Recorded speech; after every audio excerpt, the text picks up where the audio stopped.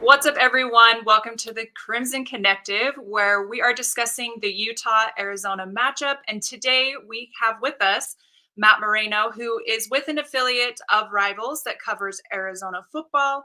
Matt, thank you so much for taking some time to do this podcast with us. How are you doing today? Thanks for having me. Yeah, it's been great. How are you guys? Good. And also on tonight's episode, we also have Alex Markham with us, who's going to jump in and give some thoughts on this upcoming matchup as well. So let's kick things off, and we'll go from there. Sweet, man. Yeah, I always got to jump on when I got one of my guys on here. Matt and I go way back. So, Matt, how you been, buddy? I'm doing good. It's obviously been a whirlwind of a time over the last several months, over the last year or so, when we all realized, hey, the Pac-12 is going to look a lot different. We're going, okay, it's going to be maybe the Pac-10 again, and then it's like Pac-14 or Pac-16, and then it's no longer in existence. So, luckily, we get to continue hanging out together because Arizona and Utah go into the same conference, and who would have thought like 5 years ago that Arizona and Utah would be in the Big 12? But that's kind of what's happened, and that's kind of where we're at now, and who knows what the future holds, but it's I'm glad we get to do this still. It's insane, man. And that's one of the big reasons why I wanted to jump on this, obviously, right? Is reminisce about the Pac a little bit with you, man, because it's like, look, like Utah's new to it, right? But they've came on strong. I mean, obviously they had all the injuries that made it not go their way this year, right? But for the most part, they've ran the Pac for the last 5 years, right? And now it's gone, and Utah owes so much to this conference, that it's so bittersweet, right? But man, people have heard me endlessly talk about Utah's side of things with how everything unfolded, but I'm really kind of curious just to get your perspective on how it unfolded, because yeah, like you said, it was a yo-yo, man, and it seemed like the conference was all of a sudden going to get saved, and then it just blew up again. Yeah, I mean, from the Arizona side, very early on, after the USC and UCLA thing happened, it was like Arizona's whole deal was like we aren't going anywhere. We want to play in the Pac-10. I think they saw a path to being at the top and being like Utah, and kind of being head to head with Utah, being like, hey, let's kind of dominate this conference in every facet, especially on the football side. And Arizona had a lot of confidence that its football team would continue to grow under Jed Fish and have some be able to do that. And you're just losing, two competitors. So why not stick around? If the money's right, stick around and be able to do it. And that was kind of the mantra. It was always like they wanted to be part of the Pac, whatever. If it was going to be the Pac-10 or if it was going to grow, they wanted to be part of that.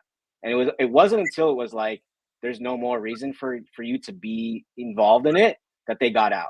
I think they waited till the very bitter end to go like we have to go somewhere else. And so they never wanted to. I think they felt like their hand was forced in a lot of ways. But I think for them it was a matter of like we have to do this because we can't sit idle. And obviously, as we sit here today, Oregon State and Washington State are going. We have a lot of money in our hands right now because of the things that transpired this week, and we'll see where that all goes. But yeah, I feel like for Arizona, it was always a situation where they were like, we don't want to leave this conference. We think that there's a possibility of it staying together and being lucrative for the rest of the teams that stick around. And then once everything started to deteriorate even more, and you saw these teams go to the Big Ten, it was like, all right, we have to go somewhere. And I think the natural move was always sticking with the four corner states and going to the Big 12 because it just made the most sense in a lot of ways. And regionally, in terms of just competition wise, I think they felt like it was a nice fit.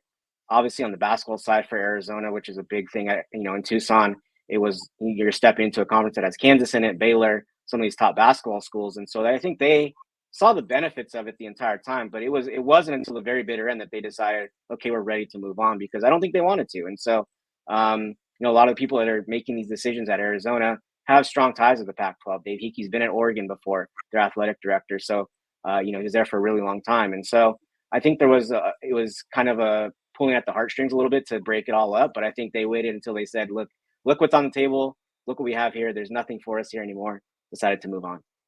For sure. So not to spark any like writer versus writer drama or anything like that, right? But from what you said right there, kind of leads me to believe what I was led to believe the whole time, where there were some Arizona guys the entire time saying, oh no, Big 12, Big 12, Big 12, that's where Arizona's going. To me, it just kind of felt like they were just kind of throwing darts at a dartboard and hoping that they would stick, right? And that's what it seemed like it happened in the end. So Arizona definitely did want to be a part of the Pac-12 until the very end. That was the sense I got all along. I can't speak for what everybody else is hearing and who they're hearing it from. I spoke to someone very, very involved and directly involved with this, and they were pretty clear about what their intentions were. Again, my take is that it's, you got to take it at face value, and it's, you got to believe what they're saying. Maybe behind closed doors they believe something else, but the conversations that I was having with the people I was having them with, it was never, I never got the sense, especially early on, that they were like dying to get out of the Pac-12. I think they always saw, a positive element to the Pac-12 and staying until they couldn't anymore. I think that's the way you saw it play out. I mean, I don't think I'm saying anything that's outlandish or kind of really counter to what everybody else saw play out. I think if you looked at it, if they really wanted to get to the Big 12 as soon as possible and they're itching and dying to get to the Big 12, they would have done it a lot sooner than the way it played out, is my opinion. But I agree. And so again, like the people I was talking to were part of the decision-making process. And very early on, they were like, we believe we can stay in the Pac-12. It's about, at that point, it was about pulling people in and pulling other schools in and trying to figure out, okay, which other schools can you get involved to grow this conference to kind of make it more lucrative to these TV deals. Also, the thing that was kind of said all along was, we know this move is for the next move. It's all about setting yourself up for the future, because there's going to be more realignment 5-10 years down the road. And so that's what I had heard. Again, I can't speak for what everybody else is hearing, but I take it at face value, believe what I was told was the truth. And that's what I just explained to you guys. Yeah. Hey, and I know how connected you are, man. So when it comes down to it, yeah, I mean, you got good sources there, and yeah, I mean, you said it as well, right? Where it's like, this was what Utah and Arizona and some of those other schools were trying to do and try to figure out, is just almost a stabilizing move for the next 3 to 5 years, because the bigger dominoes are going to be coming, man. And it got expedited. Everything got rushed, and so it turned into a very interesting process. So a couple other things from me, man. Then I want to let Halie take this away, but I want to talk about Jedd Fisch over there, and a couple things. Okay, one, he's really built up the Arizona program, done a phenomenal job. Okay. His name is going to be coming up in coaching searches. Sorry to bring that up to the Wildcat fans, but that's the nature of the business when you're building a solid program. So props to him, right? So I'm curious your take on that. The other portion of this as well is, I remember a few years ago, Jedd Fisch being extremely complimentary of Kyle Whittingham, the Utah program, and talking about how Utah was the program to model the Arizona buildup after, right? So I'm really kind of curious just to hear from you, maybe what you've seen him take from Utah, because they've definitely done some unique things as well, right? But what they've taken from Utah from a program building perspective that's made that be successful.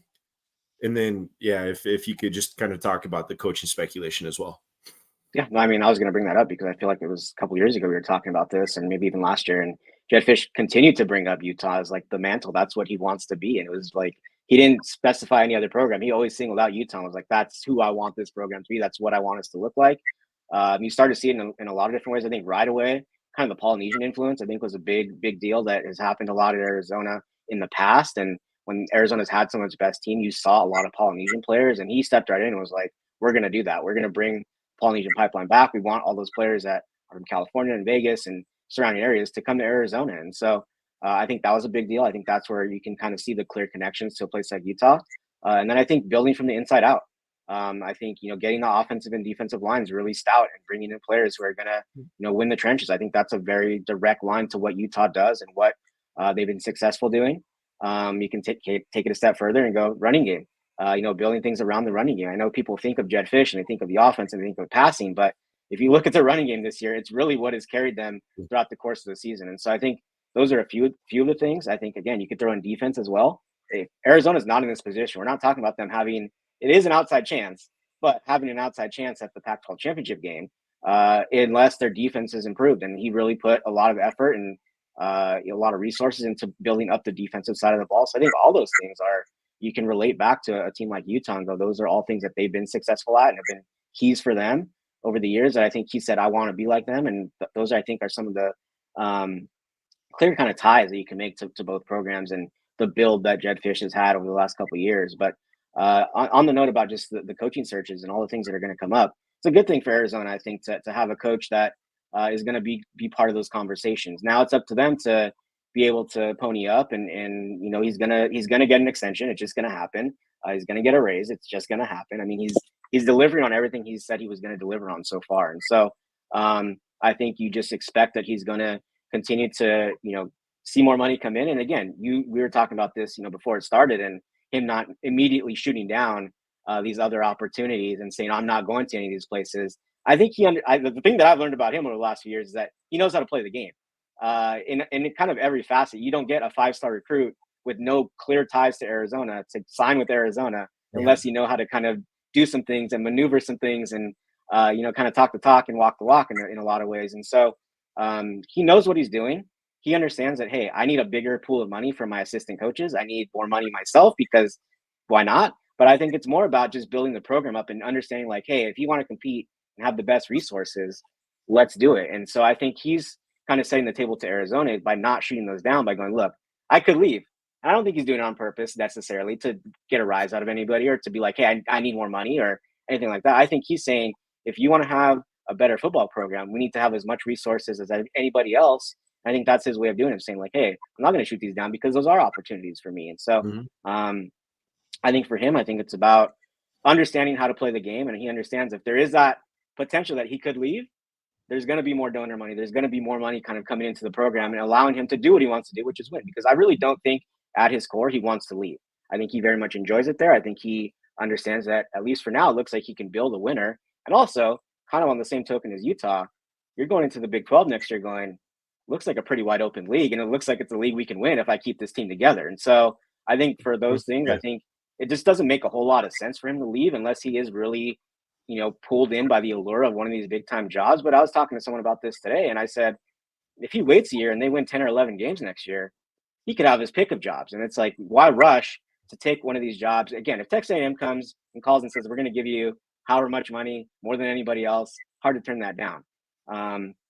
UCLA is kind of the other job that's come up. He's coached there before. He vacations a lot in California. He spends a lot of the downtime as Arizona's head coach in California. So it's kind of natural that you would think UCLA is potentially that job, as everyone expects it to open up with Chip Kelly seeming like he's kind of a little bit of a dead man walking there in Westwood. But if that opens up, that'll be another one that's really going to be intriguing. But I think for Arizona fans, it's just about, I think it's a good sign that your coach is just saying, hey, I want more here because I want to win here. Because I truly think that he wants to stay at Arizona as long as he has all the resources to do what he wants to do. Yeah. And Utah's gone through the same thing with Whittingham. I mean, it's a little bit different situation with Whittingham being from Utah and everything, right? But yeah, I mean, they've had to weather it over the years, and it's been all for the better, and they've had more money pumped in the program. You're exactly right with all that stuff. Before Halie kicks into everything else, man, one other question for you, because you mentioned the assistant coaches. How's Utah alum Jason Kafusi doing over there for the Wildcats? Yeah, I mean, he's been great. I mean, he's been really a big part of this defense. He doesn't say a whole lot. He doesn't kind of go out of his way to be like, hey, I'm this awesome coach or anything, which some coaches do. Some coaches let you know how good they are, but he's not someone that goes out of his way. It was unfortunate for Arizona that kind of just some things happened, but he had, picked up their biggest commitment in Elijah Rushing from Tucson, ended up flipping to Oregon for some different reasons. But to beat out the programs that he beat out to bring Elijah Rushing to Arizona, even if it was just for a time, was a big statement by him just as a recruiter and what he does, on the field. And there's been a lot of recruits in this class, a lot of commitments in this class who brought him up and said, like, he's a big reason of why I'm going to Arizona. So he's really resonated, with a lot of the recruits. And then on the field, you just see the progress defensively with their front seven. And I think a lot of that you can point to him and what he's doing with the edge rushers out at Arizona. No, he was a big pickup for Arizona, and I know Utah was interested in him at one point as well. And he it was one of those where he was, so new to Arizona. He didn't want to leave him that fast. So like props to him on that loyalty aspect of that, especially when, you're the school that you went and played at came calling. So yeah. Halie, what do you got for him? Yeah, so let's just kick off with some kind of thoughts on Arizona and where they're at, as we are winding down the 2023 season. Give me a general feel of how Arizona is doing at this point in the season and what has been the key that you kind of explained under Coach Fish, for this offense and defense. Yeah, I mean, the defense has been really key. John Anson, he's in his second year, and there were a lot of fans after year one who were like, "Oh, he's not the right move." And I've been talking about this a lot with Jed Fish. It feels like he hasn't made a single misstep since he's been hired as head coach. Maybe some have taken longer to develop than others, but Johnny Anson was one of those ones after year one. It was like the numbers took a dip from where they were the year before, and they switched coordinators in that time, but they went down, and they were already pretty bad the year before that. And so it was like, okay, I don't think this is the right move. And then they gave it some more time, and they make some changes. Bring in Dwayne Aquina, who's a seasoned defensive coach, and he was at Stanford for a while. Previously been at Arizona for a time, but he's really changed some things in the secondary. But their defense has really changed, and that's really, I think, why they're in the position they're in. The offense is always going to be pretty strong. You just expect Jed Fish to have some playmakers offensively and do enough to score points, but they would not be in the position they're in right now unless they have that defense that they have. And it's not great. It's not amazing. It's not going to blow anybody away, but they just do enough and do the right things that it's getting them wins, and it's putting them in position to win some games with the offense, especially early on in the year, kind of struggling a little bit to score points. The big change offensively has been the quarterback. Jane DeLore came in. He was at Washington State previously, earlier in his career. Did some successful things last year and had them moving in the right direction, put up some big numbers. This year was a bit more of a struggle. He was kind of a little bit wild and a little bit careless, had a lot of turnovers, and then ran into an injury issue. And they bring in Noah Fifita, who's their second-year quarterback, a second-year freshman. I watched a lot of Noah Fifita in high school because he was kind of the key of this group from California that they really wanted in terms of recruits. They all went to the same school. A couple of them had ties to Arizona. They all end up being playmakers now at Arizona. Tetero McMillan being the premier member of that group, a five-star wide receiver who was best friends with Noah Fifita. That was kind of Arizona's angle, is like, if you can get the quarterback, you can kind of get everybody else. And so it worked out that way. The issue was that a lot of schools had a problem with Noah Fifita's height. He's about 5'10". They didn't trust that. But I watched him plenty of times, and I never saw that as an issue with him. He made all the plays. He did all the things that you want a quarterback to do. That's going to be stepping into the college level, the Power 5 level. And consistently, he made all the right plays and did all the right things. And outside of the height, there was just not a lot that you didn't like about his game. And so Arizona took him, said, you can be the guy of the future. And I think he always believed that. He steps in and almost seamlessly takes over the offense and has them competing with ranked teams. And so offensively, he's been really the key to this late season surge. Has really been vital to what they want to do offensively. Again, he can make all the throws. He's making all the plays that they need from him. And he's been really special. And obviously, he has a connection with some of these players. And when your best receiver is your best friend, there's kind of a built-in connection there. And I think that's really been paid off well for Arizona. And then you throw in the running game, which they've dedicated a lot of players to the running game. There was a time last spring, I think it was, when you watch practice, he said, I think they have way too many running backs. Like, you don't need this many. They have way bigger needs at other positions. And then you see it play out this year, and they're utilizing all those guys and kind of utilizing them all to their abilities, and they're all buying in. Some of them aren't playing a whole lot, but they're getting their touchdowns. They're getting, they're making the most of their 5 or 6 touches a game, and they're getting, a guy like Rayshawn Luke, Speedy Luke, who, was a 4-star commitment to them a while back.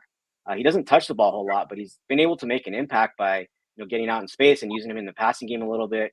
But they have a diverse group, and they use that running back unit to the best of their ability, and it's really done a lot of positive things offensively for Arizona. But I think the big shift was with Noah Fifita. I think there's a lot of people in that locker room who believe in him, who want to play for him, who rally around him.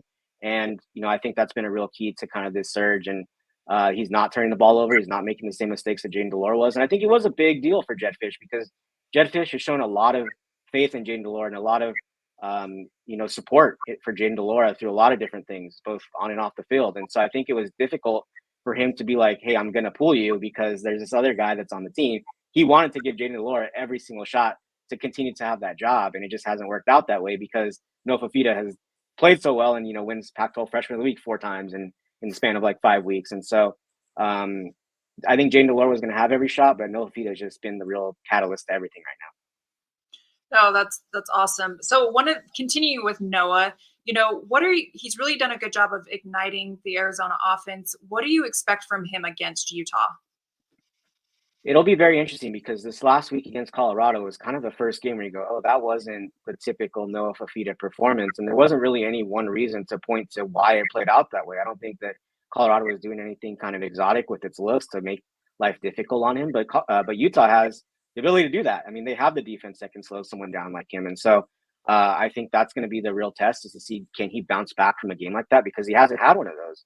He's kind of been slowly building up through all of his starts. And so there wasn't that kind of one-off where it was like, oh, that wasn't a good game. It's always been a consistent build. And so it will be really interesting to see how he bounces back from that, just knowing who he is and having seen him, bounce back from games previously as a high school player.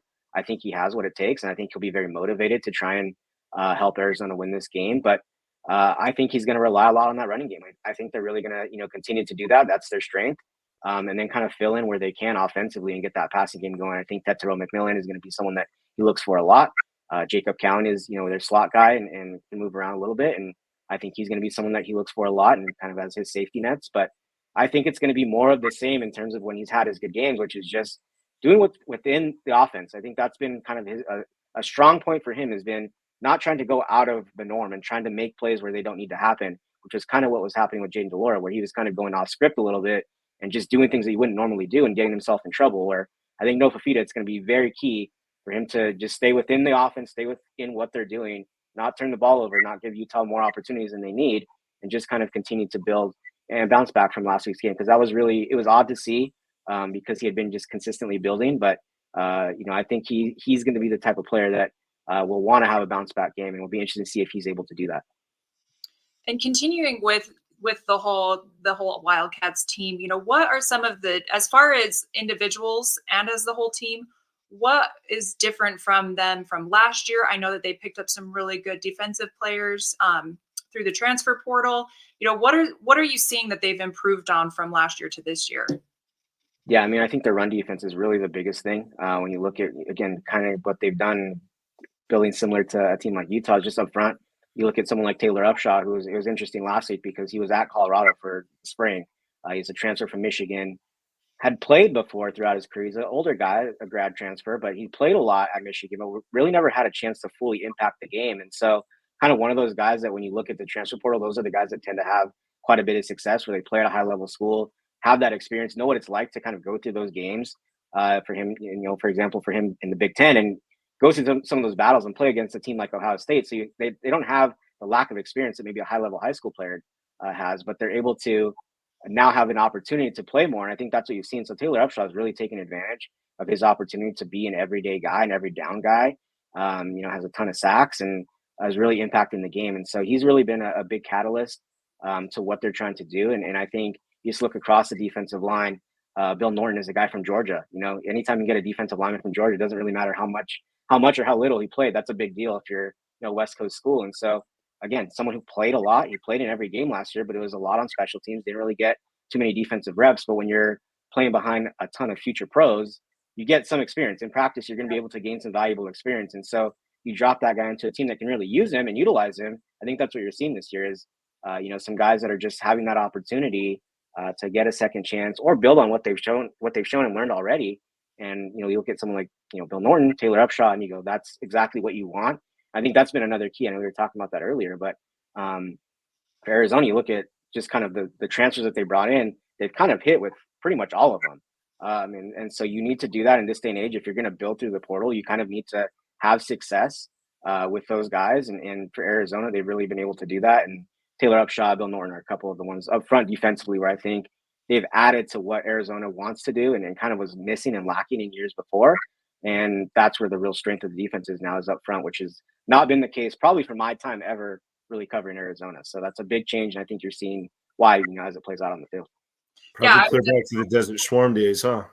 Yeah. I mean, it's really, that's what every Arizona fan wants to come back to, is like, they know that exists and that has happened before in Tucson. And so that's their thing, is like, play defense and everything else will happen for you. And so it's not quite there yet, but you can see what they're building and you can see kind of the groundwork of what they're trying to do on that side of the ball for sure.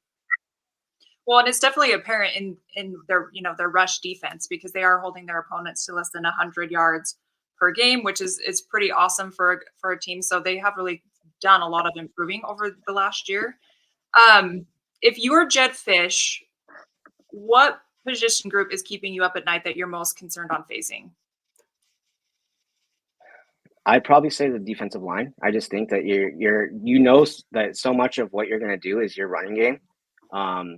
And I think for him, it's like if they can't run the ball well, they don't win this game. I mean, that's just going to be the scenario. If they can't run the ball well, they're not going to win this game because, again, as much as we've been singing the praises, and I've been singing the praises of Noah Fifita, their offensive, their passing game hasn't been truly elite yet under him. It's been good, and there's been moments where you're like, okay, I can see the flashes of what they're doing, and when you combine that with them rushing for 250 yards a game or whatever it's going to be. This last week they ran for 200. It's like, okay, I can see it's a complete offense, and that's what you're looking for. So I think if we haven't quite seen what it looks like with Arizona just trying to be a strictly passing team, there were moments earlier in the year and it wasn't good. But so I think that's going to be the one is that defensive front. If you can't get past that, if they're going to be able to stop you and keep you from doing what you do, it's going to be a problem. So I think for Arizona, that's probably the one that's keeping him awake. I think, especially for Jed Fish, I mean, he's all about offense and he wants to score points and do all that. So I think anybody on the defense, you can just pick a defensive group and he's going to be like, that's what's keeping me up. But I really do think it's that defensive line and that defensive front just overall where they know that if they want to win this game, they have to run the ball. And so I think that's going to be a big key for them. And that's going to be kind of the group they're focused on this week. With the kind of moving forward from here, what do you expect from Arizona as far as attacking Utah? With Utah's offense, they've had to get creative this season through several games. So where do you think Arizona is focusing on attacking Utah? Trying to get pressure. I mean, that's one of those things that's kind of come and gone at different moments. For Arizona, it feels like there's been fans who are like, you need to, get more pressure, dial up more blitzes, and just get in the face of the quarterback a little bit more. I think when you look at, Utah without Cameron Rising, yes, they've had success, and the offense has had moments where it's looked good. But I think any opposing team is going to go, we can attack that because they don't have their guy. They don't have their guy in there who is scary. I mean, if you look at Cameron Rising and you look at that offense, it just looks scary with him in there, and it just whether it is or whether the reality is what you think it is or whatever, but like it's just scarier when he's on the field. And so I think for an opposing defense, they're going, we need to exploit that. That is a weakness in that offense. And so I think you're going to see them really kind of try and bring pressure, disrupt the quarterback play, and get in the backfield and make sure that they're able to do things because they do have a really strong secondary. It's pretty young, but if they're able to kind of get pressure and do those types of things, I think it's going to only make it easier for some of those DBs in the back end to try and get some interceptions and try and do some different things to create some turnovers. Because I think, again, that'll be key as well. Just getting some turnovers, trying to get some takeaways, because that's what they've done well under Johnny Nansen, really from the get-go. Even when they were not as good as they were this year, dating back to last season, they were a pretty good turnover team. And so I think that's going to be a big part of it. And just trying to disrupt the quarterback play and get into the backfield, I think is going to be a big, big part of what they want to do. With if you're drawing up a game plan against Arizona, what would you do on the offense and the defense? Again, I think if you really want to test Noah Fifita, I think that's the thing. Again, we really haven't seen that a whole lot. Their offensive line play has been really good. It gets overlooked just because it's offensive linemen, and no one loves to talk about protections and all those types of things and keeping quarterbacks upright. But it's been really good. I mean, it's night and day from where it was 3 or 4 years ago, where it was dismal. I mean, it was hard for the quarterbacks to really do anything. It almost looked similar to what Colorado's had this year, where it's just like Shedeur Sanders really just doesn't have time to do anything. Arizona kind of looked like that a couple of years ago, and now they don't. So I think, there hasn't been a lot of teams that have been able to pressure the quarterback much against Arizona this year. But again, I think Utah has the athletes and the ability to do that defensively and kind of disrupt things themselves. So if I'm Utah, I really go after the quarterback. And really, I say, we're going to take away the running game. We're going to put pressure on Noah Fifita, and we're going to make him try and make mistakes because he really doesn't do that. But I think if you're able to do that if you're Utah, I think that makes a lot of sense because he is still young. And that's the thing Jed Fish continues to come back to is he's still only started a handful of games. Like, it's not like he's a seasoned quarterback at the college level. There's a lot of things that he hasn't seen yet. Utah's defensive staff has obviously been together for a really long time, and they know what they're doing. And that's kind of one of the things that Jed Fish always talked about when he said, I want to be Utah, is essentially they have what they have. They have their scheme. They have their system. They just rotate new players in, and it's like not a huge drop off. You can just bring new guys in, and it's like that's what every coach dreams of is I have everything in place that I want to have in place. I just bring in new guys and we have the same amount of success or better. So, Utah is kind of at the advantage here because Noah Fifita has not played them yet. They can do anything that they really want to do and kind of put pressure on him and devise some different things to, confuse him a little bit. So I think getting him, in that state where he's on his heels a little bit and isn't really sure what he's looking at and what's coming after him, I think is going to be a big deal. Defensively, on the side for Arizona, I think it's just about trying to exploit, that back end because, like I said, I think it is young. There have been some moments where the secondary there's been some head scratching moves, and a lot of those guys are playing. They're kind of going through their first season of like, I'm actually playing. I'm on the field. It's all on me. There's a lot of older guys there previously, but there's a lot of talent last year on last year's team in the second year, and some of those guys got their feet wet last year. But there's still, again, it's kind of a similar thing with Noah Fifita, where like a lot of these guys haven't been through these battles. They're kind of going through it for the first time and experiencing some things for the first time. And so I think if you want to really, test them, as we talked about, all the veteran players up front, all those guys in the front seven have been through the battles, have been at other places where they've played in big games. The secondary guys, they were all freshmen last year for the most part.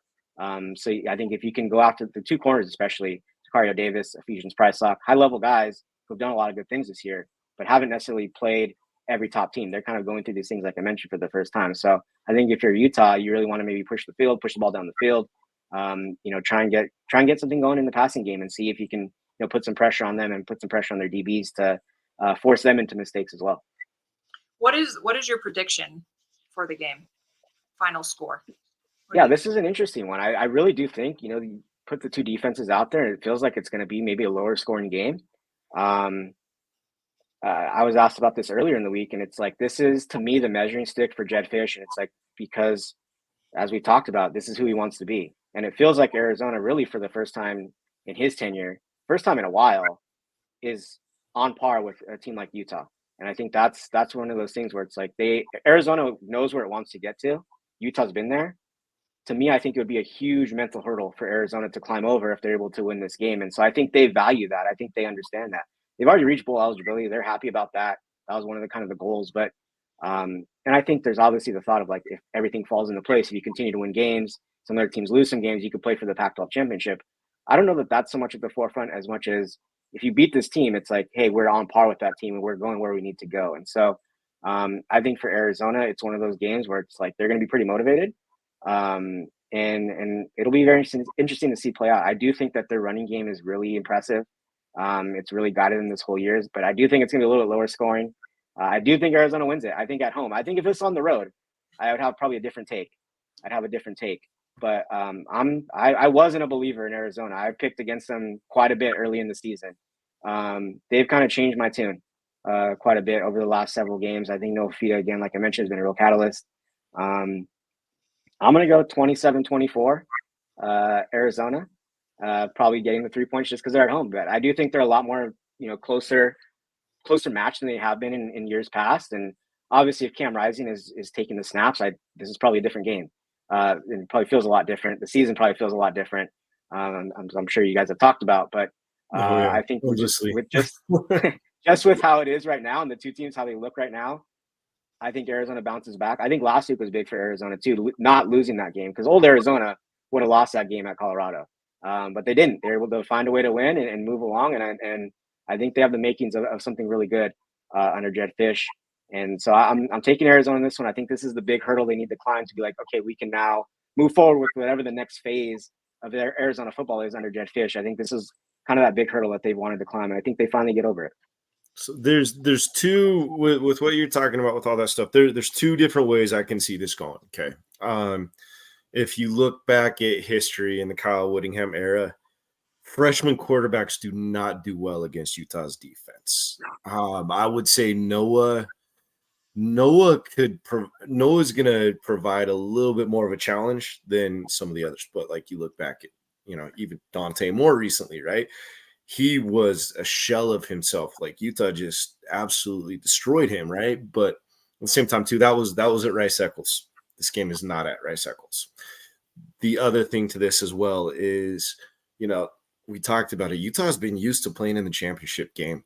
You know, I mean, it's been 2018 or 2019. I'm throwing myself right on the spot here. And then obviously the COVID season that so few people, even count, right? So they weren't in it for that. But it's been so many years that Utah has been in that Pac-12 championship game. That is there going to be a letdown? They're back-to-back Pac-12 champs. That's not going to happen this year. They know it's out the window now. Can Arizona take advantage of that? And I also think that still at their best right now with like the guys that Utah has out and everything and what Arizona has, I still think that Arizona can beat them that way. So when I say that, I'm not saying like it's going to take Utah to be down for Arizona to beat them, right? But when it comes down to my prediction, I mean, I'm going to have to go Utah 34, Arizona. I'll say Arizona 27. The reason I'm going with this is just because Kyle usually does a pretty damn good job about keeping his guys level-headed and not allowing them to have those, downward games, after a letdown the week before, right? So just knowing the fact of how Utah is against those freshman quarterback, I mean, that's my prediction. At the same time, too, it's something that Arizona, with their offense and having a capable defense, they could also blow Utah out if Utah doesn't come to play. So No, that it's is going to be true. interesting. And that's been one of my biggest questions with the offense is, do they show up for the full four quarters? Because they have games where they have struggled to be very strong offensively throughout the entire game. So, but yeah.